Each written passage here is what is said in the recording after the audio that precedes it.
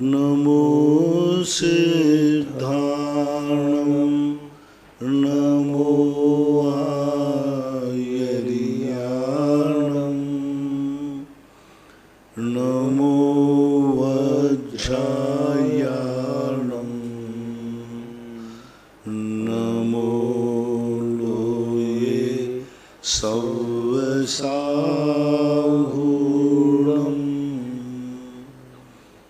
पंच परमेष्टि भगवान की जय हो।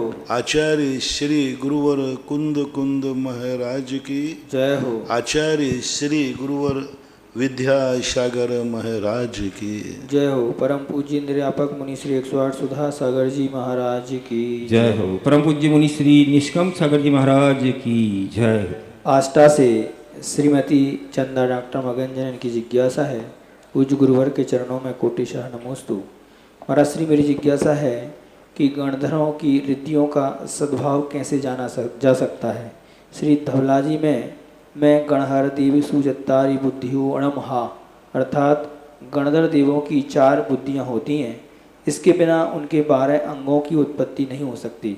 कृपया करें कर एवं बुद्धि कौन सी एवं विस्तार से समझाने कृपा। यह जो युक्ति है मात्र गणधर परमेष्टियों में ही लगाना चाहिए, सामान्य रूप से युक्ति नहीं लगेगी।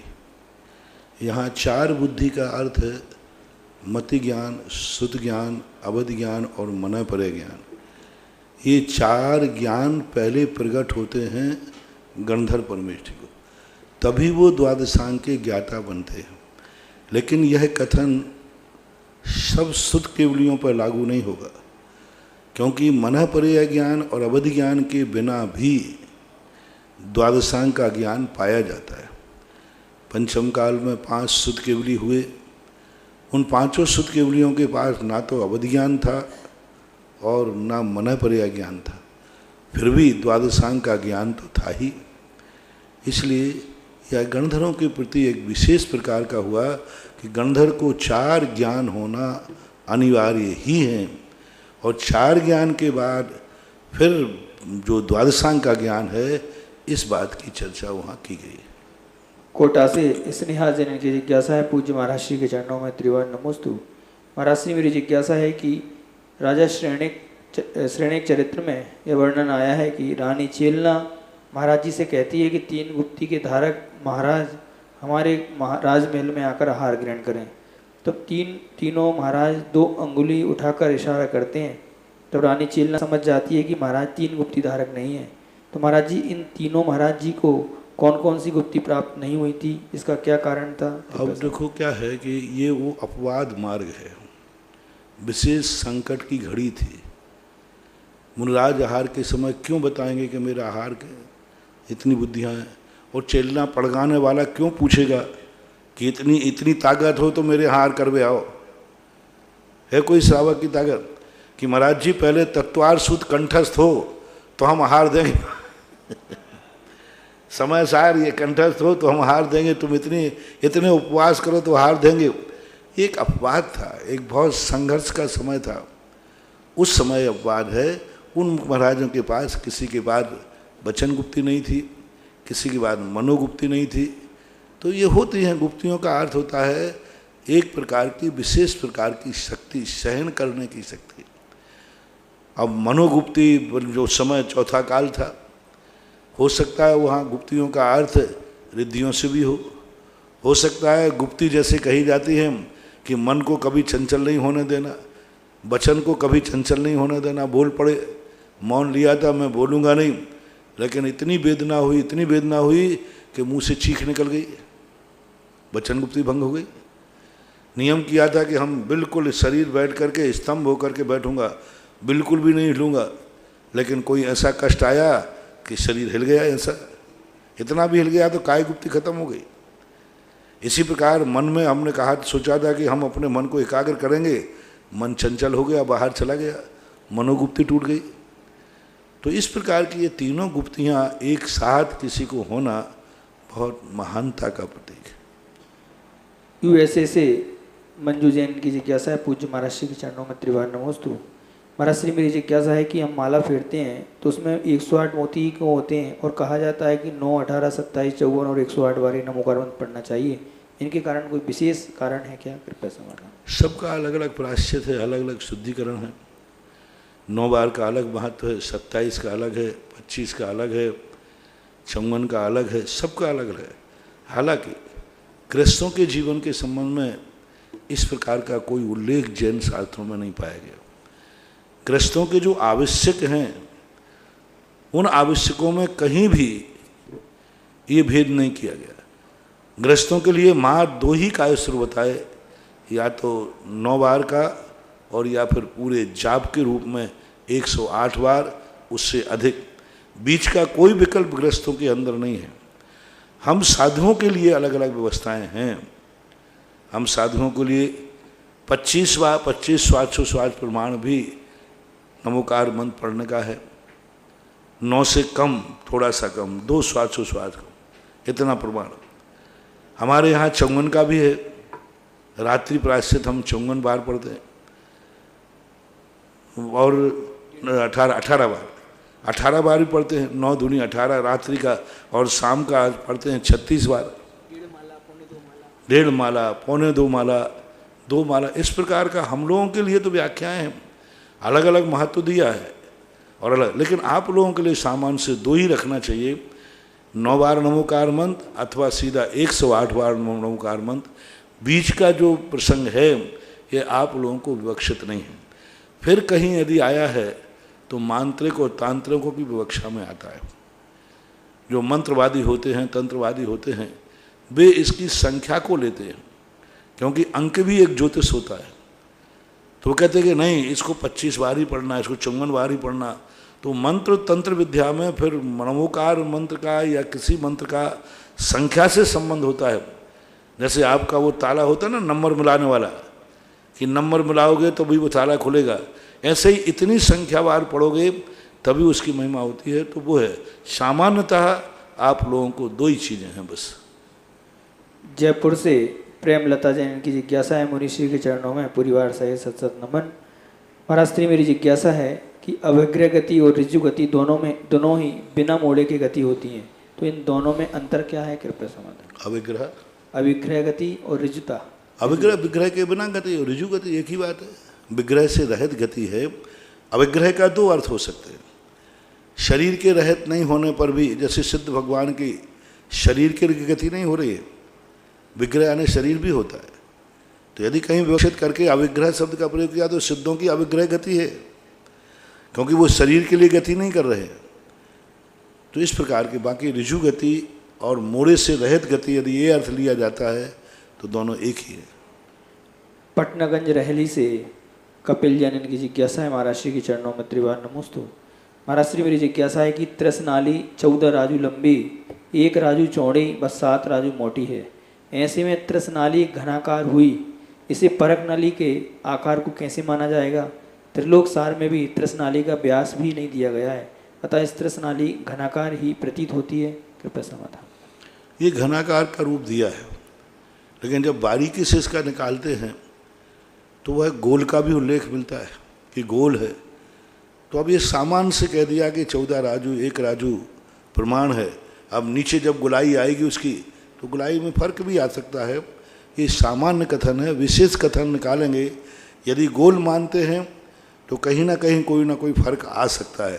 गोल में व्यास लिया जाता है, बीच में नाप लिया जाता है 1 राजू, बीच में 1 राजू। अब साइड से आएगा तो थोड़ा बहुत तो कट हो ही सकता है। तो ये सामान्य। पेंड्रा रोड छत्तीसगढ़ से बेचैन जैन पत्रकार, इनकी जिज्ञासा है, पूज्य महाराज श्री के चरणों में त्रिवार नमोस्तु। महाराज श्री मेरी जिज्ञासा है कि आपने बताया कि देवों को अपनी मृत्यु का आभास होने पर आकुलता व्याकुलता की अनुभूति होने लगती है, मगर ये किसी को कम किसी को अधिक होती है। 12वें स्वर्ग में कम से कम देवों को अधिक व्याकुलता होती है, क्योंकि वे एक इंद्रिय आदि गति में जा सकते हैं, किंतु 12वें स्वर्ग से ऊपर के देवों की व्याकुलता कम होती है, क्योंकि वे त्रियंच सहित संगी पंचेंद्रिय और मनुष्य गति पा सकते हैं। महाराज जी मेरी जिज्ञासा है कि क्या मनुष्य गति को 12वें स्वर्ग से नीचे के देव भी पा सकते हैं? और जिन देवों को मनुष्य गति में जाना हो तो उन्हें तो हर्ष और आनंद की अनुभूति होती होगी, क्योंकि मनुष्य गति में संयम धारण कर मोक्ष प्रशस्त कर सकते हैं। कृपया समाधान कर। बड़े लोग जो होते हैं उनकी कसाई भी कमज़ोर होती है, गंभीर होते हैं, शांत होते हैं, छोटी छोटी बातों में वो उत्तेजित नहीं होते, वो बड़ी गंभीरता से सोचते हैं, उनमें आकुलताएं कम होती हैं।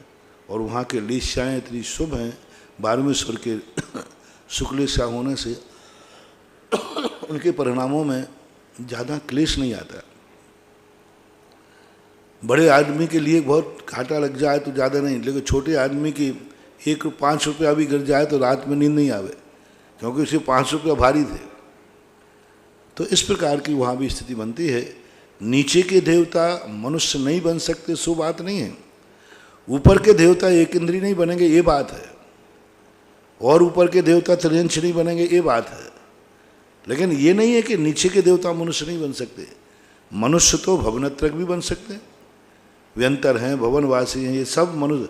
और जितने सम्यक दृष्टि हैं वे तो सम्यक दर्शन के आसात आएंगे तो नियम से मनुष्य ही बनेंगे, और जो मिथ्या दृष्टि हैं वे भी माँ के मनुष्य बन सकते हैं। मनुष्य पर्याय आने पर भी उनको थोड़ा बहुत क्लेश हो सकता है, ज़्यादा नहीं होगा। एक इंद्री जाने वाले को ज़्यादा होता है, पहले क्लेश होता है बाद में एक इंद्री में जाता है, उस क्लेश के कारण से वो एक इंद्री पर्याय को बंद करता है। और मनुष्य पर्याय का जिनको बंद होता है तो जो सम्यक दृष्टि दीप हैं वे तो आनंद में बनाते ही हैं, वे तो अवभाग्य मानते हैं कि हमारा ये देव रूपी पर्याय छूट करके अब मैं मनुष्य पर्याय में जाऊंगा, वहाँ पर मुनिव्रत पालन करूंगा, संयम पालन करूंगा, आदि आनंद आता है, होता है। मुंबई से विजय जैन, इनकी जिज्ञासा है, पूज्य गुरुवर के चरणों में त्रिवार नमोस्तु। महाराज श्री भगवान महावीर स्वामी के बाद जब आगम लिपिबद्ध हुए तब क्या जैनियों की आबादी बहुत अधिक होगी? तो प्राचीन जैन तीर्थंकरों की बहुत सारी अधिक मूर्तियां प्राप्त होना ये दर्शाता है कि जैन दर्शन धीरे धीरे आताताई शक्तियों के कारण से जैनियों को जैनत्व खत्म होता गया। राज्य के राज्य कभी आताताई बैठ गए, क्योंकि जैन राजाओं की पंचम काल में स्थिति कम बनी, तो जो जिस धर्म का मानने वाला रहता था दूसरे धर्म का वो नाश कर देता था और प्रजा को परिवर्तित होना पड़ता था। इसलिए ऐसी स्थितियां बनी, जनसंख्या बहुत ज़्यादा थी, बहुत ज़्यादा थी। कनाडा से दिव्या जैन की जिज्ञासा है, पूज्य महाराज श्री के चरणों में नमोस्तु। महाराज श्री आदि पुराण का स्वाध्याय हम लोग कर रहे हैं, उसमें 53 क्रियाएं बताई गई हैं। इनमें पहली क्रिया है गर्भान्वयन। तो महाराज जी ये गर्भ की जो क्रियाएं रहती हैं वो कैसी रहती हैं, इसे थोड़ा समझाने की कृपा करें। अब गर्भान्वय क्रियाएं हैं, गर्भान्वय के संस्कार रूप क्रियाएं हैं, भावना रूप क्रियाएं हैं, भक्ति रूप क्रियाएं हैं, उस बालक को संस्कार रूप क्रियाएं हैं। बस इतनी है, बाकी विस्तार से वहीं पढ़िए, समझिए। चरगवां से प्रबल जैन की जिज्ञासा है, पूज्य महाराज श्री के चरणों में त्रिवार नमोस्तु। महाराज श्री नामकर्म की 3 प्रकृति दुर्भग अनादि मतलब कांति से रहित आयश कीर्ति प्रकृति को चतुर्थ गुणस्थान का उदय बताया है, तो क्या 5वें या ऊपर के गुणस्थान में ये क्यों नहीं रहती होती? कृपया समझाएं। इनकी बंद की प्रकृति है, उसके बाद बंद इसलिए नहीं होता क्योंकि व्यक्ति दोनों यशस कीर्ति का बंद इसलिए का जरूरत नहीं है क्योंकि वो यश चाहते ही नहीं। व्रत लेने के बाद व्यक्ति के यश लेने के भाव नहीं होते, वो नहीं चाहता कि मेरी ख्याति फैले, मेरी यश फैले, मेरा इस प्रकार का हो। तो उस प्रकार का यश ख्याति पूजा लाभ के लिए, यश फैलाने के लिए यदि वास्तविक रूप से भावलिंगी मुनि है तो उसके मन में कभी ये भाव नहीं आएगा मेरा यश फैले, मेरी ख्याति फैले, मेरा तो नाम ही नहीं हो रहा है, यहाँ मेरे लिए कौन पूछ रहा है, मैं क्या करूँ। तो ऐसा परिणाम भावलिंगी में नहीं आता, उसके मन में परिणाम ही नहीं आता कि मेरी ख्याति फैले, मेरा यश फैले। वो तो ये देखता है कि मेरी साधना, मेरा व्रत पढ़ना चाहिए। ऐसा ही देशवृत्ति, देश व्रत लेते ही उसके मन में ऐसे परिणाम नहीं आते ख्याति पूजा के लाभ के। यदि ख्याति पूजा लाभ का भाव आ रहा है, यश फैलाने का भाव आ रहा है, अपयश से बचना और यश फैलाने में अंतर है। वृत्ति, त्यागी वृत्ति, मुनिराज अपयश से तो बचेंगे लेकिन यश की कामना नहीं करेंगे, यश की कामना नहीं करेंगे कि मेरा यश फैल जाए। करते हैं तो उनका गुणस्थान गिरेगा, इसलिए वहाँ उनके परिणाम ही नहीं है, यश रूप बंद गया। उदय जो है उदय हो सकता है, उदय तो गुणस्थानों में चलता है, बंद की ये विवक्षा कही गई। इसी प्रकार एक और है, यशस की बात कौन होता है, सुभग। हाँ, सुभग और अनादि। हाँ, अनादि आदि। तो ये सब कांति का भाव नहीं कहते, उस प्रकार का शरीर के प्रति उसकी निरीवृत्ति हो गई, शरीर के प्रति उसका उपेक्षा भाव नहीं है, स्नान नहीं करना, श्रृंगार नहीं करना, तो फिर उनका नहीं बनेगा। करता है तो गुण स्थान गिरता है।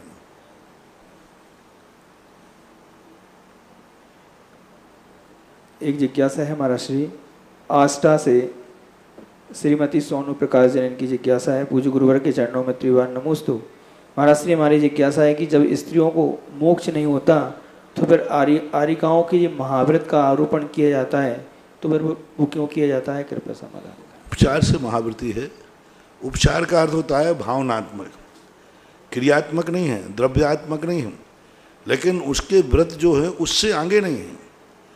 देश व्रत किसे कहा जाता है, महाव्रत किसे कहा जाता है, जिस पर्याय में जहाँ पर जितना बढ़ा जा सकता है वो उतनी बढ़ने को तैयार है। अब आगम की आज्ञा है कि आगम ने कहा कि नहीं तुम दिगंबरत तो धारण नहीं कर सकते, इसलिए उपचार महावृत्ति है नहीं, गुणस्थान उनका पंचम ही रहेगा। उपचार से कहने का अर्थ है कि भावनात्मक उनके व्रत हैं। मोक्ष की जहाँ तक बात है तो मोक्ष तो बहुत आगे की चीज़ है। वो स्त्री पर्याय में उस प्रकार की विशुद्धि द्रव्य परिग्रह ही नहीं छोड़ पा रही है, तो भाव परिग्रह तो कैसे छूटेगा, इसलिए मोक्ष तो है ही नहीं। इंदौर से डॉक्टर मिश्री लाल नरेंद्र जैन मिश्री लाल गंगवाल, इनकी जिज्ञासा है, पूज्य गुरुवर के चरणों में त्रिवार नमोस्तु। महाराज जी मेरी जिज्ञासा है कि महामारी भ्रष्टाचार से है, शराब जो सभी अपराधी की जननी है, यह बात सभी जानते हैं, किंतु सरकार इस महापाप की कमाई से विकास करने की दलील देकर बंद नहीं करती। गुरुवर क्या शराब व मांसया जैसे जघन्य महापाप की कमाई से विकास की जगह विध्वंस नहीं होगा? इस महापाप को करने वाले लोगों को चुनाव में वोट देना कृतकारित अनुमोदना के सिद्धांत से पाप में भागीदारी नहीं है? इस अति गंभीर विषय पर विश्व के सभी धर्मों के गुरुओं व अनुयायियों का मार्गदर्शन देने की कृपा करें। देखो, इन सब बातों का कोई औचित्य नहीं रहा। खूब प्रयास हो चुके, कई साधु जीवन दान दे चुके, सारे संप्रदाय के लोग इसके विरोधी नहीं हैं। सभी धर्म वालों का कहाँ विरोध है मांसाहार के ऊपर? कितने संप्रदाय हैं जो शाकाहार के समर्थन में हैं? कौन सा संप्रदाय है जिसमें मांसाहार के लिए स्पष्ट निषेध किया हो? सभी धर्मों को मानने वाले, किसी प्रांत में क्षेत्र विशेष में मांसाहार भली ना हो, लेकिन क्षेत्रांतर में मांसाहार है। ऐसा कौन सा धर्म है जो मूल रूप से संप्रदाय है जिसमें मुख्यता रूप से मांसाहार का, मूल धर्मों में, उपधर्मों में नहीं, उनकी शाखाओं में, मूल धर्म में, हर धर्म में मांसाहार की स्थितियाँ बनती हैं। कोई ना कोई प्रांत में मांसाहार होता है। जैन धर्म है एक ऐसा जो शाकाहार की तरफ जाता है, इसलिए जैनी लोग आवाज़ भी उठाते हैं, कहते भी हैं, लेकिन अब जैनी तो अहिंसक होने से आवाज़ ही उठा पाता है। सरकार की क्या नीतियां हैं, क्या नहीं है, आप में तसाहस हो राजा का विरोध करके तो आप करिए, उठाइए, मंगल पांडे बनिए। आवाज़ उठाने की हिम्मत चाहिए। माइक पे प्रश्न बोलने से और हम माइक पे चिल्ला देने से कुछ होने जाने वाला नहीं है। इनसे कुछ भी हल नहीं होने वाले। ये तो खूब उठ गए, खूब प्रयास कर लिया। मांस निर्यात के संबंध में हमारे पूरे संघ ने, आचार्य महाराज ने कितना प्रयास किया, कितनी आवाज़ें उठाई, नेताओं को कितना कहा, क्या उसका लाभ मिला? आवाज़ उठाना है तो आवाज़ समय समय पर हम उठाते रहते हैं। बाकी इन सब चीज़ों पर सरकार को सोचने के लिए बहुत कुछ, अब इतनी आगे सरकार बढ़ गए हैं, इतने आगे व्यक्ति उलझ गए हैं विश्वीकरण की नीति कारण से। अब विनाश के बिना सुधार संभव नहीं है। राजनीतिक स्तर पर, एक राष्ट्रीय स्तर से इतने परिवेश बन रहे हैं, आज कोई भी देश मांस निर्यात को बंद करने की सोच नहीं सकता, क्योंकि सामने वाला कहेगा ठीक है आप मांस बंद करो, मैं तुम्हें तेल देना बंद करता हूँ, पेट्रोल देना बंद करता हूँ। सब एक दूसरे से बन गए, कड़ी जुड़ गई है। आज यदि भारत अपनी नीतियों पे आ जाए, अपनी भारतीय संस्कृति पे, सारा विश्व नंबर कट जाएगा, भारत अलग थलग पड़ जाएगा, अलग थलग पड़ जाएगा। आज जानते हुए भी दूसरे देश का विरोध नहीं कर पा रहा। जानते हो, क्योंकि सब एक दूसरे से कहीं ना कहीं कड़ी से जुड़े हैं। यदि एक व्यक्ति खिसकता है तो हजारों की हानियों की स्थिति बनती है। तो आज विश्वीकरण की नीति में हर देश एक दूसरे से ऐसा बंधा है कि वह अपने मूल नीतियों को स्वतंत्र रूप से पालन करने में मजबूर हो गया। अब इसका तो एक ही हल है, एक बार विनाश, एक बार संपूर्ण विनाश होगा, फिर नई सृष्टि की उत्पाद होगी।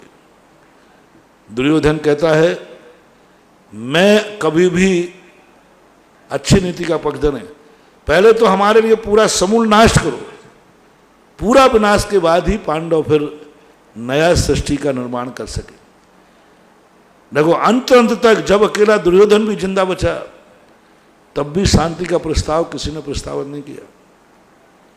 जब पाप चरम सीमा पर पहुंच जाता है तो विनाश के बाद ही थमता है, समझौते से नहीं थमता। समझौते से समझ जाता है तो महाभारत ही क्यों होता है।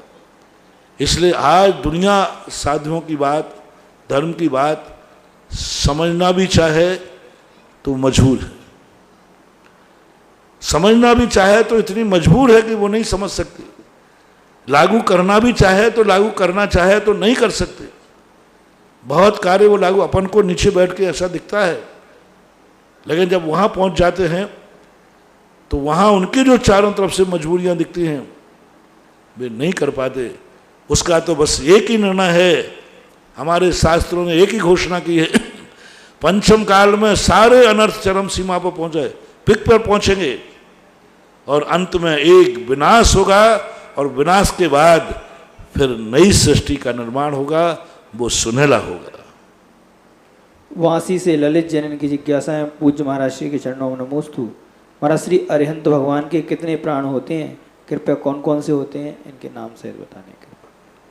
भगवान के जो प्राण हैं सामान्य रूप से लगा लो, काय हैं, मन वचन काय, योग उनका है, श्वासोश्वास है, आयु प्राण है, इस प्रकार के उनके प्राण बनते हैं।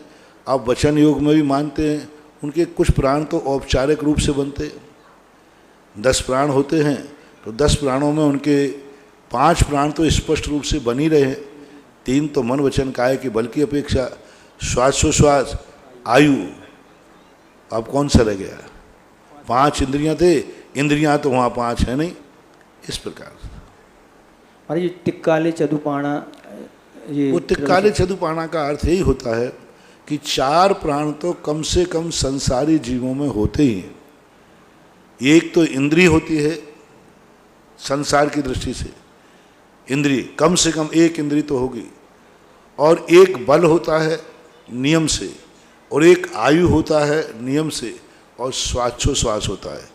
ये तिक्काले जो 4 प्राण हैं ये तो संसारी सामान्य जीवों के कम से कम 4 हैं, तो वहाँ अरहंतों के तो 4 से ज़्यादा ही हो रहे हैं ना। देवास से प्रीति शैलेंद्र जैन की जिज्ञासा है, पूज्य गुरुवर के चरणों में त्रिवार नमोस्तु। महाराज से मेरी जिज्ञासा है कि आदि पुराण जी ग्रंथ में 11वें पर्व के अंतिम 222वें श्लोक में तीर्थंकर पद प्राप्त करने वाले वज्रनाभि ने शम दम और यम की विशुद्धि के लिए आलस रहित होकर श्री जैन देव की कल्याण करने वाली आज्ञा का चिंतन किया था। क्या? शम दम यम विशुद्धि के लिए आलस रहित होकर श्री जिनेन्द्र भगवान की कल्याण करने वाली आज्ञा का चिंतन किया, कल्याणकारी। तो यहाँ पर पूछ रहे हैं कि गुरुवर यहाँ पर शम दम यम का अर्थ क्या होता है, कृपया। सम यानी समता, दम आने इंद्रियों का दमन, मतलब उस संकल्पताओं को लेकर के, यम आने होता है नियम, संकल्प। सम पहले तो समता भाव, फिर बुरे विचारों को रोकना दम कहलाता है। अपना मन, अपनी इंद्रियां जो गलत कार्य के लिए जाती हैं उन पर कंट्रोल करना, और यम कहलाता है आगे बढ़ने का, दृढ़ता के साथ आगे बढ़ना, संकल्प के साथ आगे बढ़ना, उसको बोलते हैं ऐसा। आष्टा से चंदा डॉक्टर मगनजन इनकी जिज्ञासा है, पूज्य महाराज श्री के चरणों में त्रिवार नमोस्तु। तत्वार सूत्र जी के 5वें अध्याय के सूत्र क्रमांक 34-35 में न जगन्य गुणानाम, गुण शब्द का अर्थ यहाँ पर क्या लिया है, एवं कौन से जगन्य परमाणुओं का कौन कौन से पुद्गल परमाणुओं के साथ बंध नहीं होता।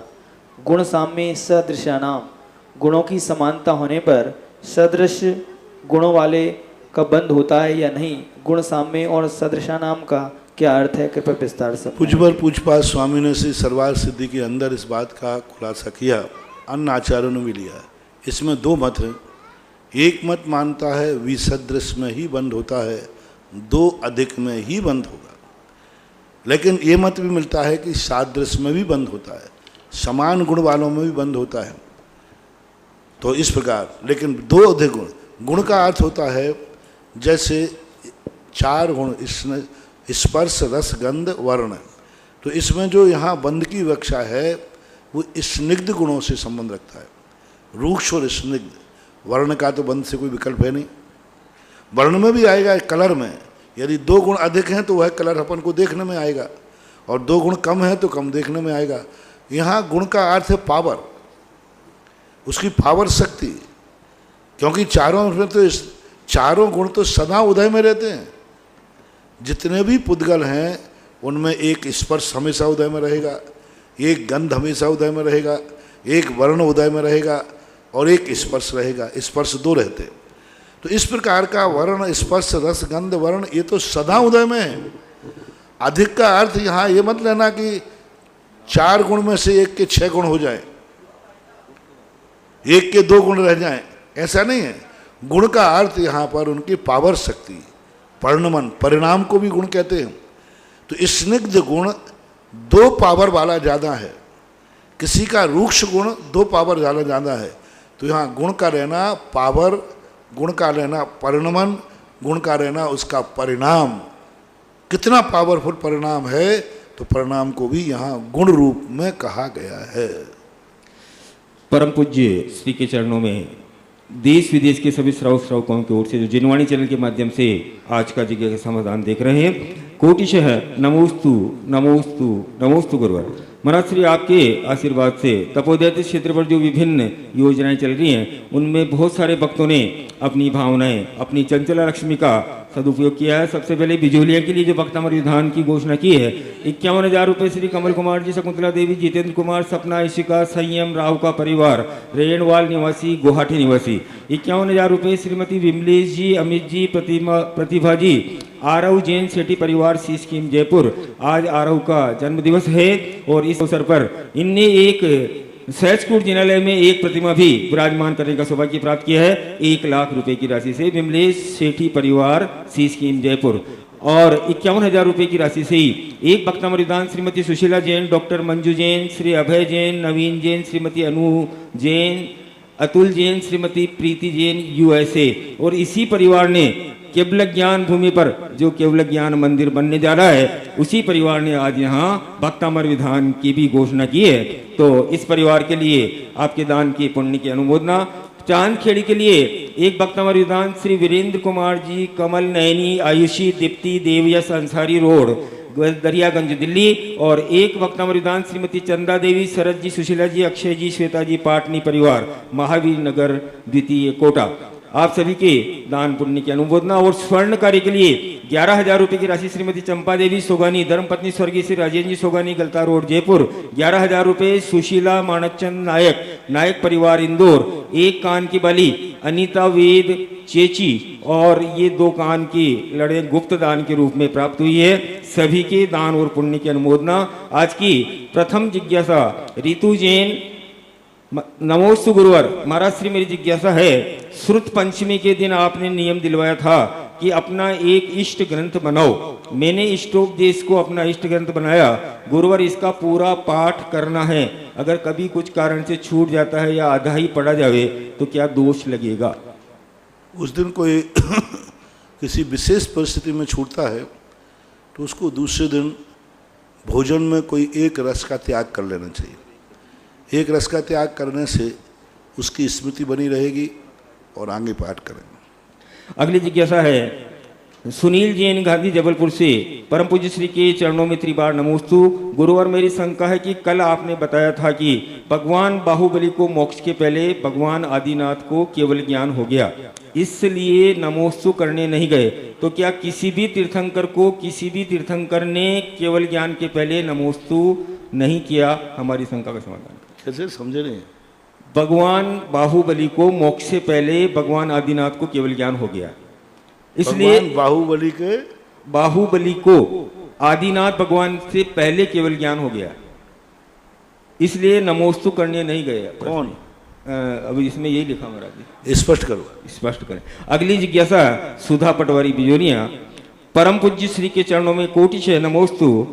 मेरी जिज्ञासा है महाराज, श्री जैन आगम में आया है कि आहार 6 प्रकार के बताए हैं, 9 कर्माहार, कर्माहार, कवलाहार, मानसिक आहार, तेजाहार और लेपाहार। इसमें तेजाहार और लेपाहार किस गति के जीवों के होता है और कैसे होता है? तेजाहार जो होता है अंडों के लिए होता है। तेजाहार का अर्थ ओजाहार भी है। आपने देखा होगा पक्षी अंडे देने के बाद उनको पंखों से सेता है, यानी गर्मी ही उनका आहार है, और कोई आहार नहीं है, गर्मी ही आहार। तो अंडे अवस्था में पक्षी जब अंडे की अवस्था में होता है उस समय वो ओजाहार करता है ना, तेजाहार करता है। अपने माँ के गर्मी से ही उसको भोजन मिलता है, क्योंकि गर्भ से तो बाहर आ गया तो गर्भ का सिस्टम तो टूट गया, अब बाहर खाने को कुछ है नहीं, तो वो ऊष्मा से ही आहार ग्रहण कर लेता है ऐसा। और लेपाहार जो होता है वो एक इंद्रिय जीवों को होता है। पृथ्वी, जल, अग्नि और वायु, इनका लेपाहार होता है। ये लेप से ही आहार करते हैं। उदाहरण के रूप से पानी अपन पेड़ को देते हैं तो जड़ पानी पीती नहीं है, माँ जो पानी उससे लपट जाता है तो उससे ग्रहण कर लेते हैं। ऊपर से पानी बरसता है तो पेड़ पीता नहीं है, वो उसको लेप हो जाता है, लेप से ही वो पानी को चूस लेता है, भोजन करता है, लेप से ही करता है, क्योंकि उनका मुख नहीं होता। इसलिए एक इंद्रियों का लेपाहार और अंडों का तेजाहार होता है। अगली जिज्ञासा, नमोस्तु गुरुवर। असाध्य रोग की स्थिति में जब निकट कोई मुनिराज न हो, एक सामान्य व्यक्ति समाधि कैसे ग्रहण करे, जिसे धर्म का कुछ भी नहीं आता हो, सिवाय इसके कि मुझे अपना मरण सुधारना है, चाहे कुछ भी हो, असंयम के साथ नहीं मरना। हाँ, तो संयम लेकर के स्वयं संकल्प करके आकस्मिक होकर के, और समता भाव सबसे बड़ी चीज़ है। कसायों की निर्बलता, लोग कुछ का कुछ समझ रहे हैं संयम के लिए और समाधि के लिए कि हम किसी समता भाव, जितना हमारी मूर्छा, जितना पर पदार्थों से लगाव हमारा कम होगा, वही सबसे श्रेष्ठ समाधि मानी जाती है। हमारा परिवार के प्रति, धन दौलत के प्रति, दुनिया के प्रति कितना लगाव है। समाधि के समय ये देखा जाता है कि तुम्हारे प्रति अपने परिवार रिश्तेदारों का कोई लगाव तो नहीं है, बेटा बिटिया का, उसके प्रति आप कितने नहीं हुए, उसका मुंह देखने का भाव आ रहा है क्या, उससे मिलने का भाव आ रहा है क्या, कोई समाधि नहीं है। तो जो तुम्हारा मोह है वह मोह कम करना जरूरी है, और मोह के बाद फिर परिग्रह कम करना जरूरी है, और परिग्रह और मोह कम होने के बाद समता भाव, एकदम शांत, निर्वेद, कुछ भी नहीं, कोई मतलब नहीं। यदि ऐसा वो करता है स्वयं, तो कोई ज़रूरत नहीं कोई पास हो, वो खुद की भी अपना परिणाम सुधार सकता है। एक भक्त अमर विधान बिजुलिया के लिए एक भक्त ने और भंवर भाई, श्रीमती अनीता, विमलाबाई, अनिल कुमार, सुनील कुमार, अखिल जैन, नीबू वाला परिवार, गंज बासोदा। आपने 7 नवंबर या 23 जनवरी को भक्त अमर विधान करने की भावना पाई है, आपके दान की अनुमोदना। अगली जिज्ञासा, मेरे पारस कुमार जी ठोला, बिजोलिया, भीलवाड़ा। मेरे परम उपकारी गुरुवर के चरणों में परिवार सहित सत सत नमोस्तु। गुरुवर, मेरी जिज्ञासा है कि कार्य परमात्मा और कारण परमात्मा और कार्य जीव किसे कहते हैं? कारण परमात्मा का अर्थ होता है जो नियम से परमात्मा बनने रूप परिणमन है। 2 प्रकार का कारण परमात्मा होता है, बल्कि 3 प्रकार का होता है, और 4 प्रकार का भी माने तो कोई आपत्ति नहीं। एक श्रद्धा रूप, चौथे गुण स्थान में उसकी श्रद्धा हो गई कि मुझे कारण परमात्मा बनना है। दूसरा रत्नत्रय मोक्ष का जो कारण है, वो वास्तविक कारण परमात्मा जो है, जो छपक श्रेणी चढ़ते हैं वे भी कारण परमात्मा में आते हैं, और शुद्ध कारण परमात्मा जो हैं, अरहंत भगवान जो हैं, वो कारण परमात्मा है। हमारे यहाँ परमात्मा को, सिद्ध भगवान को ही वास्तविक परमात्मा कहा। इनको तो अभी पूर्ण परमात्मा नहीं कहा।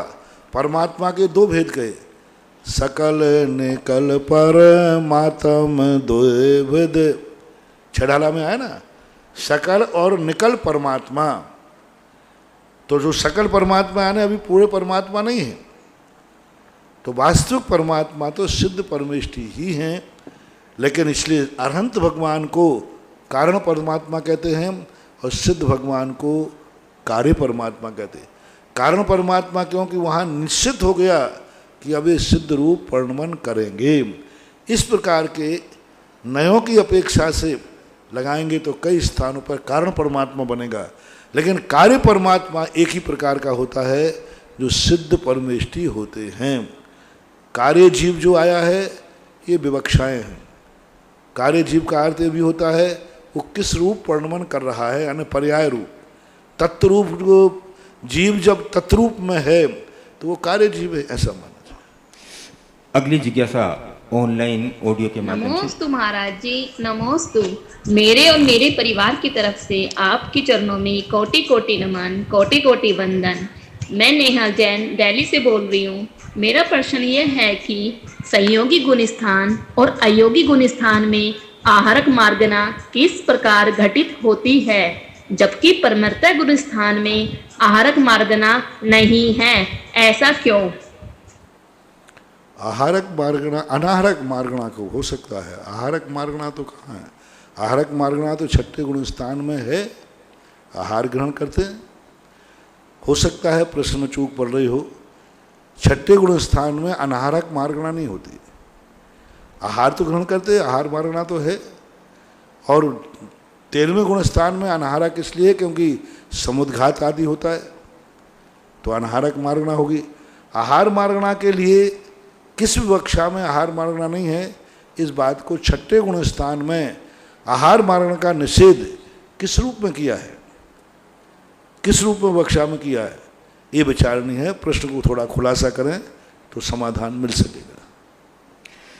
अगली जिज्ञासा पुनः ऑडियो के माध्यम से। मेरे जीवन के आधार मेरे इष्ट गुरुदेव के चरणों में मेरे एवं मेरे परिवार की ओर से बारंबार नमोस्तु गुरुवर, नमोस्तु गुरुवर, नमोस्तु गुरुवर। मेरी जिज्ञासा आज की प्रवचन से है। आपने बोला कि अनंतों बार इस जीव ने मुनि व्रत धारण किया, तो महाराज आपने एक बार बोला था प्रवचन में कि 8 भव स्त्री के मिलते हैं, 8 पुरुष के और 8 नपुंसक के। तो फिर महाराज जी अनंतों बार कैसे व्रत धारण किया? कृपया मेरी जिज्ञासा का समाधान दीजिए महाराज जी। नमोस्तु नमो। ये जो 8, 8, 16, 16 भव हैं, ये 2000 वर्ष के काल में हैं। प्रक्रिया यह है कि एक व्यक्ति निगोज से निकल के आता है तो उसे 2000 वर्ष मिलते हैं व्यवहार काल में। 2000 वर्षों में वह 16-16 या 8-8 भव का प्राप्त करता है। 2000 वर्ष के बाद पुनः निर्गुज जाएगा और एक बार फिर निर्गुज जा करके फिर 2000 वर्ष का मिलेगा, फिर निर्गुज जा करके 2000 वर्ष। यानी यह जीव बहुतायत पंच परावर्तन के अनुसार देखा जाए तो अनंतों बार 2000 वर्ष की व्यवहार राशि के 2000 वर्ष यानी 30 पर्याय के 2000 वर्ष अनंतों बार पा चुका है, अनंतों बार। और पुनः आता है, पुनः निगोज चला जाता है, पुनः आता है, निगोज चला। इस अपेक्षा से वो जो 16-16 भव हैं वो मात्र पर्याय के 2000 वर्ष के बीच का ही, 2000 सागर वर्ष उसके बीच का है, अनंत काल का नहीं है। अगली जिज्ञासा पुनः ऑडियो के माध्यम से। ललितपुर से शीलचंद जैन अनौरा वालों का गुरुवर को त्रिवार नमोस्तु नमोस्तु नमोस्तु। हे गुरुवर, मेरी जिज्ञासा है कि शांति धारा, अभिषेक, पूजन और ध्यान करने से हमारे मन में जो भी भावना होती है वह पूरी होती है। हे गुरुवर, हमने सन 1994 के पहले सागानेर, चांदखेड़ी, गोलाकोट आदि क्षेत्रों के भी दर्शन किए थे, लेकिन जब से आपने शांति धारा पूजन का अतिशय बताया तब से भगवान में अतिशय एनर्जी और सोमता बढ़ी है। हे गुरुवर, जब किशनगढ़ से जलूस के साथ गजरथ में मुनीश्वरनाथ भगवान को नारिली में लाए थे और वहां विराजमान किया था। तब भी सब लोगों ने धन में भी दर्शन किए थे। हे भगवान, आज जो भगवान की सौम्यता और अतिशय दिख रहा हुआ उस समय नहीं दिख रहा था। हे गुरुवर, क्या भगवान के ज्यादा लोग दर्शन पूजन शांति धारा करने से भगवान का भी अतिशय बढ़ता है? हे गुरुवर, समाधान करें। नमोस्तु नमोस्तु नमोस्तु। भगवान का अतिशय तो 34 ही होते हैं, मूर्तियों का अतिशय बढ़ता है क्योंकि वो भक्तों के द्वारा विराजमान की जाती है। भक्त के माध्यम से वह अतिशय घट जाएगा, भक्त के माध्यम से अतिशय घट जाएगा। जो साक्षात चैतन्य स्वरूपी भगवान हैं उनका भक्त से कोई लेना देना नहीं। लेकिन ये मूर्तियाँ तो आप भक्तों ने बैठा ली हैं। वही अंदर आपने दर्शन किए थे, पहले भक्त उनकी इज्जत नहीं करते थे, भक्त उनको सामान्य मानते थे, भक्तों को उसकी महिमा पता नहीं थी। लोग ये मानते थे जैसे एक हीरा है, यदि एक हीरा अज्ञानी व्यक्ति को दिया जाए तो पत्थर मान करके खेलेगा। लेकिन वही हीरा जब बाद में किसी गुरु के जौहरी के द्वारा पता चले कि अरे भाई ये साधारण पत्थर नहीं हीरा है, तो फिर वह हीरा कहाँ बैठेगा? फिर तो वो तिजोरी में जाएगा और उसकी चमक भी बढ़ाएगा। अभी तो कचड़े में फेंक देता था, बच्चे मिट्टी में खेलते थे, हीरा था चमक रहा था, बच्चे कच्चा पिल्ली खेलते थे उसको चमकदार होने से, धूल में पड़ा था।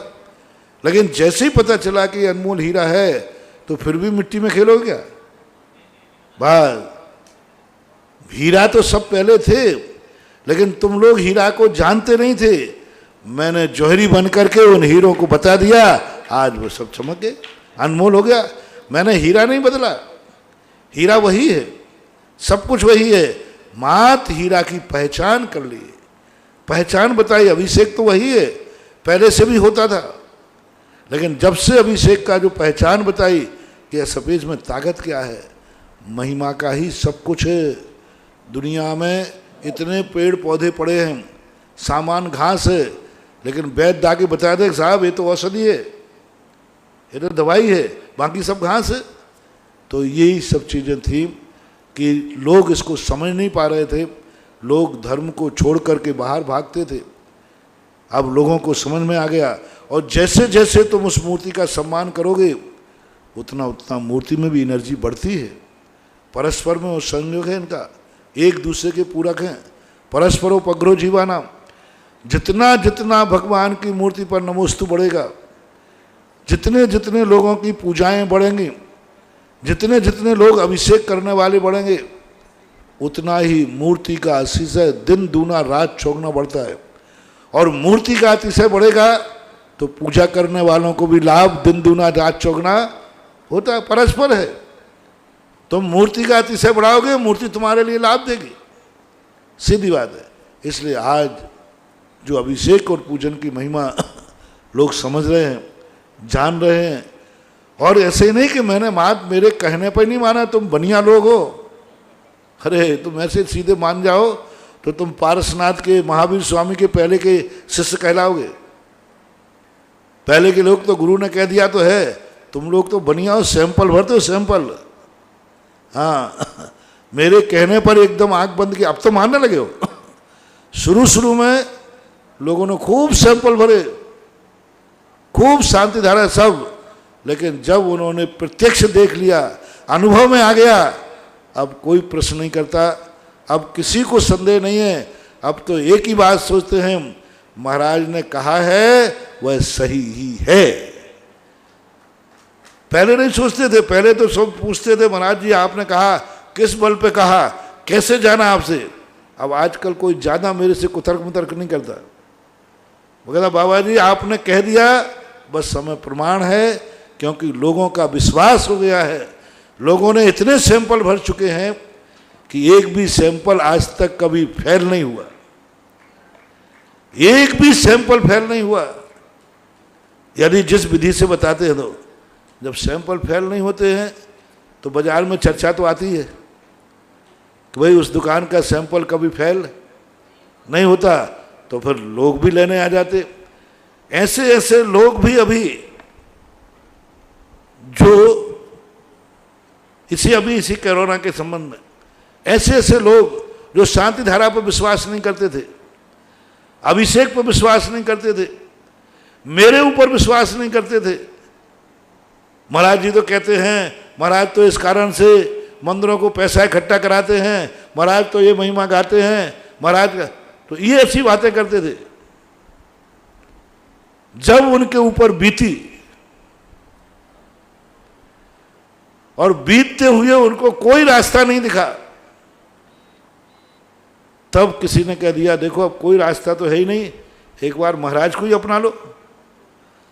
तो उन्होंने शांति धारा कराई और ऐसी घटना घटी कि जो कभी होने की संभावना ही नहीं थी, अप्रत्याशित रूप से वो सब ठीक हो गए। आज जो मेरा विरोध करते थे वो भी कहने लगे महाराज की बात में सत्यता है और शांति धारा में भी दम है, अभिषेक में भी दम है, और उन्होंने अभी तक जो पहले बुरे भाव किए उसका प्रायश्चित भी मांगा है, प्रायश्चित भी लिया है। हमें प्रायश्चित दो। मैंने शांति धारा की बुराई की, मैंने आपकी बुराई की, आप जो महिमा गाते हो उसकी मजाक उड़ाई, लेकिन आज हमने प्रैक्टिकल करके देख लिया कि यह बातें महाराज की उतनी ही सत्य हैं जितना सूरज में प्रकाश सत्य है। ऐसे कई लोगों को अभी इसी कोरोना टाइम में, इसी के समय ऐसी स्थिति घटनी, बहुत सारे लोगों का विश्वास बढ़ गया क्योंकि उनने सामने लाभ देखे हैं। तो कई लोग, क्या होता है, दो प्रकार के बालक होते। एक बालक से कहो कि बेटा ये दीपक को छूना मत, हो तत्ता है, तो सीधा साधा बालक तो मान जाता है। मम्मी ने मना किया, पिताजी ने मना किया, लेकिन जो उद्दंड होता है वो मानता नहीं है। वो मना, ये तो मना ही करती रहती है, इसका काम तो मना ही करना है। तो जैसी माँ इधर उधर होती है जाके दीपक को पकड़ लेता है, और जब दीपक को पकड़ता है तो फिर उसको जलन होती है और चिल्लाता है, माँ ने क्या किया, ओ ये दीपक ने जला दिया। मैंने पहले ही कहा था, तू मानता नहीं है, अब ले और पकड़। तो अब बच्चे का, नहीं मम्मी हूँ तत्ता है। कितना अंतर आ गया भैया। पहले माँ ने कहा था बेटा तत्ता है, सो माना नहीं, अब वो स्वयं कह रहा हूँ माँ तत्ता है। तो दो प्रकार के भगत होते हैं संसार में। एक वो होते हैं जो गुरु की बात को पहले ही मान लेते हैं, नहीं गुरु ने मना किया है, नहीं छूना, नहीं करना, गुरु ने कहा है स्वीकार करना है। और दूसरे ठोकर खाने के बाद चेतते, लेकिन चेत जाते कोई बात नहीं, सुबह का भूला शाम को वापस आ जाए तो उसे भूला नहीं कहते हैं। आ जाओ, लौट आओ, कम ही है, कम ही है, कम ही है। कोई बात नहीं, कोई शर्म की बात नहीं है, कोई लज्जा की बात नहीं है। ठोकर खाने के बाद भी चेतता है तो भी कोई बात नहीं। विश्वास कर लो, गृहस्थ के लिए इस कलयुग में इन सब भक्तियों के बिना, अभिषेक शांति धारा के बिना कोई दूसरा चारा तुम्हारे पास नहीं है। अंतिम अनिवार्य यही एक चारा है। जो ठीक होना है तो इससे होगा, और नहीं होना है तो दुनिया में किसी से होने वाला नहीं है। अगली जिज्ञासा विजय जैन कोटा की ओर से। नमोस्तु गुरुवर, मेरी जिज्ञासा है, एक जैन लड़का किसी अजैन लड़की से मंदिर में शादी कर सकता है क्या? कदापि नहीं, कदापि नहीं, बिल्कुल नहीं, बहुत गलत है, ऐसा नहीं होना। मंदिरों में हमने शादी इसलिए शुरू नहीं कराई कि नहीं तो वहाँ तमाशा मचा लो। ये सब अपने पाप को ढांकने के तरीके हैं, ये अपने बेटों के काले कारनामे ढांकने के तरीके हैं। बहुत पाप। ऐसा व्यक्ति यदि मंदिर में शांत करेगा तो उन दोनों के जोड़े में जिंदगी में कभी सुखी नहीं होंगे।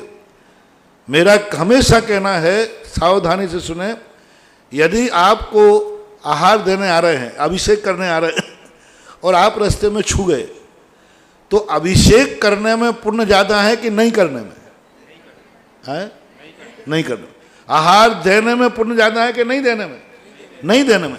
इसी प्रकार आपके जीवन में एक घटना घट गई कि आपने आगम विरुद्ध जाति के विरुद्ध, माँ बाप के विरुद्ध, गुरु के विरुद्ध आपने कोई शादी ब्याह आदि किया, ये आपकी मजबूरी है, आप जाने में ये दुर्घटना है। अब आपका ये फर्ज है कि आप इसको मंदिर में ना ले जाकर वैलिड ना करें। इतना बड़ा पाप है, अनवैलिड को अनवैलिड ही रहने दें और ये बात दुनिया को दिखाएं कि ये मैं जो कार्यक्रम मेरा बेटा कर रहा है ये वैलिड नहीं है। मंदिरों में करके, बारात के साथ करके उसको वैलिड सिद्ध करना, 100 जन्मों तक तुम्हारे कुल में ऐसा कलंक और लगेगा। इसलिए नहीं कि बेटे ने किया है, इसलिए कि तुमने उसकी शादी मंदिर में की है। और ये दोनों के दोनों, क्योंकि मंदिर की परंपरा को आपने बिगाड़ दिया, ये दोनों अपनी जिंदगी में सुखी नहीं रहेंगे। ऐसी शादी मंदिर में होती है तो इन दोनों में तलाक होगी, एक दूसरे के जीवन के प्राण लेने वाले बनेंगे और अंत में बैरी बन करके मरेंगे। इसलिए नहीं कि वो शादी कर रहे हैं, इसलिए कि ऐसा व्यक्ति मंदिर में शादी करता है जो जाति, समाज और गुरु की आज्ञा के विरुद्ध है। ऐसे करेंगे तो नियम से ये जिंदगी में दुख पाएंगे, दोनों का डाइवर्स होगा और दोनों एक दूसरे के प्राण लेने वाले होंगे और जन्मांतरों में नौला और सांप बनेंगे। 100 जन्मों तक एक दूसरे के बैरी बनेंगे। क्यों? इन्होंने मंदिर को अपावन किया, मंदिर की परंपरा को अपावन किया, अपने पाप से मंदिर की परंपरा को दूषित किया। कदापि नहीं कोई ऐसी शादी। अभी ऐसा सुना है कोटा में, कौन पोल का मंदिर है ना, कौन पाटन पोल के मंदिर में एक ऐसी घटना घटने वाली थी। मैंने आज शक्ति के साथ उनको कहा यदि ऐसा है फिर मेरे आशीर्वाद से मंदिर मत बनाना, मेरे पास मत आना। हाँ, क्योंकि वो ट्रस्टी मस्टी बने रहते ना, अब जो ट्रस्टी है उसको दादागिरी से कौन रोके? नहीं, किसी भी हालत में नहीं। यदि इस प्रकार का कार्य हो रहा है कोटा में तो दिगंबर जैन पंचायत जो है और पंचायत को निर्देशित करना चाहता हूं कि ऐसी घटनाएं कोटा के मंदिरों में ना होने दे। जिनको करना है होटलें पड़ी हैं, दुनिया पड़ी, दुनिया में करो। अरे दुनिया गंदा कर दिया तो कर दिया, कम से कम मंदिर को तो पावन बना रहने दो। और ऐसी स्थिति यदि बनने लगेगी तो फिर मंदिरों में शादियां इसलिए ही बंद की गई थी, फिर बंद करना पड़ेगी। कितना पाप लगेगा। ऐसी शादी मंदिरों में होंगी तो उन्हें फरमान जारी करना पड़ेगा कि मंदिरों में शादियां बंद करो। फिर आपको कितने अच्छे लोगों का कितना बड़ा पाप बंद होगा, कितनी बड़ी बद्दुआ मिलेगी। इसलिए इस प्रकार की स्थितियों को पंचायतों को भी इस पर ध्यान देना चाहिए और मंदिर वालों के साथ कहना चाहिए नहीं, ऐसा कार्य नहीं होना चाहिए। और मंदिर कमेटियों से भी कहना है कि तुम जितने ट्रस्टी हैं यदि ऐसा कार्य मंदिर में करने देते हैं तो ट्रस्टियों की दुर्गति निश्चित है, क्योंकि उन्होंने मंदिर को इस प्रकार से गलत कार्य किया। बिल्कुल नहीं करना, किसी भी हालत में नहीं करना। कोई भी हो, सारी समाज को एकजुट होकर के विरोध करना चाहिए। अगली जिज्ञासा जम्बू जैन बिजोलिया। नमोस्तु महाराज। गुरुवर, धर्म, धर्मी और धार्मिक, इन शब्दों को सरल भाषा में उदाहरण से कैसे समझें, मार्गदर्शन करें। धर्म का अर्थ अनेक अनेक प्रकार के धर्म हैं। रत्नत्रय भी धर्म है, दया भी धर्म है, रत्नत्रय भी धर्म है, वस्तु स्वभाव भी धर्म है। धर्म एक कारण रूप होता है और एक कार्य रूप होता है। कार्य रूप जो धर्म होता है वो तो लक्ष्य परमार्थ रूप है। जो परमार्थ के रूप में होता है वही वास्तविक धर्म है। जो संसार का नाश करे, परमार्थ का उत्पाद करे, वही वास्तविक धर्म कहलाता है। इसको धारण करने वाले को धर्मी कहते हैं। जो ऐसे धर्म को धारण करता है, परमार्थ के लिए जो आचरण करता है, वो धर्मी का धर्म, धर्मी और धार्मिक है कि वो धर्मी को धार्मिक कहते हैं और क्या। अगली जिज्ञासा ऑनलाइन। नमोस्तु गुरुदेव। मैं रितु जैन नोएडा से। गुरुदेव, मेरी एक जिज्ञासा है। मैंने आपके प्रवचनों के माध्यम से सुना है कि दान से संसार के सारे वैभव प्राप्त होते हैं, सुख संपत्ति प्राप्त होती है। मैं ये जानना चाहती हूँ कि क्या दान के निमित्त से हमारे पापों का क्षय भी होता है, और अगर होता है तो दान से कौन कौन से पापों का क्षय हो सकता है? क्या निहत्ति निकासित कर्म पापों का क्षय भी दान से संभव है? कटा शंका का समाधान करें। जैन दर्शन की हर क्रिया पापों के क्षय के लिए ही होती है। दान देने वाला व्यक्ति सबसे पहले तो अंतराय कर्म का नाश करता है। सबसे पहले अंतराय कर्म, जो व्यक्ति दान देता है उसका जो अंतराय कर्म रूपी पाप कर्म है उस पाप का क्षय होता है। जितना आहार दान दे रहा है तो आहार दान संबंधी अंतराय कर्म नष्ट होगा, जिस संबंधी वो दे रहा है वो अंतराय कर्म। दूसरा, अंतराय कर्म जब नष्ट होता है तो साता वेदनी कर्म का आश्रय होता है, यानी असाता का परिहार होता है। और असाता का जब परिहार होता है तो दान में हमेशा विनय से दिया जाता है, तो नीच गोत्र का अभाव होता है। तो नीच गोत्र रूपी पाप का अभाव, असाता वेदनी का अभाव और अंतराय जो 5 पाप रूप हैं इनका अभाव होता है। और इनके करने के बाद फिर ज्ञानावर्णी दर्शनावर्णी का भी क्षय उपशम बढ़ता है, क्योंकि दान देने वाले व्यक्ति का ज्ञानांतराय ज्ञानावर्णी कर्म का क्षय उपशम, और क्योंकि वो ज्ञान दान देगा तो ज्ञानावर्णी कर्म का क्षय उपशम बढ़ेगा। दूसरों के भगवान के दर्शन करेगा, दर्शन आदि करेगा, भक्ति करेगा तो उसके दर्शनावर्णी कर्म का क्षय उपशम बढ़ेगा। तो सारे जितने पाप कर्म हैं वे सब के सब नियम से कभी अनुभाग की अपेक्षा कम होंगे, कभी स्थिति की अपेक्षा कम होंगे, और पूर्व में बांधे हुए हैं उनका भी कम होगा, ऐसा मानना चाहिए। आज की जिज्ञासा समाधान का समय यहीं समाप्त होता है। बोली परम पूज्य निर्यापक समन मुनि पुंगव श्री सुधाकर जी महाराज की जय। जिनवाणी के ज्ञान से सूझे लोकालोक, सुवाणी मस्तक धरुं सदा देत हूँ डोक। हे जिनवाणी भारती तो हे जपो दिन रेन, जो तेरा शरण आ गया सो पावे सुख चैन। देव भजु हरिहंत को गुरु सेवा निर्गन, दया धर्म पालो सदा यही मोक्ष का पंथ।